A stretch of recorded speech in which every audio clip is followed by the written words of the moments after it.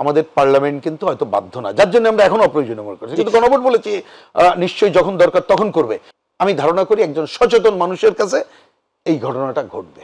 হ্যাঁ, কেউ কেউ থাকতে পারে, পুরোটাই হ্যাঁ না, আমি তাতে আপত্তি করছি না। তার মানে আমাদের জাতীয় সংসদের যে মেজাজ, আমার ধারণা এত সবের পরে ওইটাই প্রধান হবে।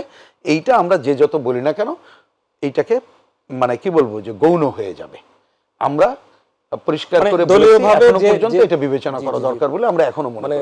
যে যে আসনে যে দল ভালো করবে সেই দল কি চাচ্ছে এটিও কিন্তু একটু বিষয়, সেটা তো ব্যাপার যার যার দলের বিষয়। কিন্তু আমি আমাদের দিক থেকে পরিষ্কার করে এটা বলি, আমাদের যে কথা বলে রেখেছি এইটা নিয়ে আমরা তর্কের মধ্যে আর যাব না।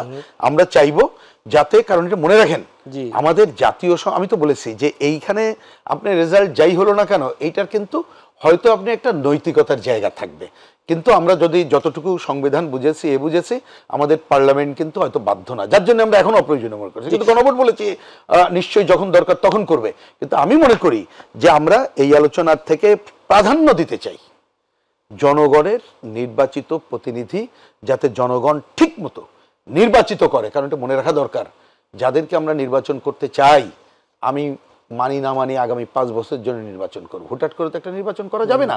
এবং মনে রাখেন অন্য সময়ের নির্বাচন আর এবারের নির্বাচন এক না। আমি খালি 2টা প্রশ্ন খালি মনে করিয়ে দিই।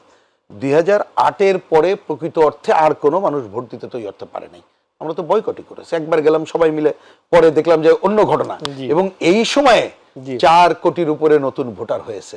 সুতরাং তারা প্রথমে ভোট যেমন দেবে, একইভাবে তারা যে ভোট দেওয়ার পরে যে আকাঙ্ক্ষা পোষণ করবে যে যাদেরকে ভোট দিলাম তারা যাতে তাদের আকাঙ্ক্ষা পূরণ করতে পারে, এই জন্য জেনে বুঝে শুনে তাদেরকে ভোট দিতে হবে। অর্থাৎ এই ভোটের ময়দানে আমি বরঞ্চ, এটা আমার মত বা দলীয় মত বলি, এই যে গণভোটের ওই পয়েন্টের থেকে আমার গুরুত্বপূর্ণ, কেউ মাইন্ড করলে কিচ্ছু আসে যায় না, এক এক দল কি নির্বাচনে ইস্তেহার দিচ্ছে, তাদের অতীত কি করতে চায়, সেইটাই দেখে জেনে শুনে ভোটের ময়দানে জাতীয় সংসদ থেকে প্রত্যেকটা ভোটার তাদের ভোট দেওয়া উচিত বলে আমি মনে করি।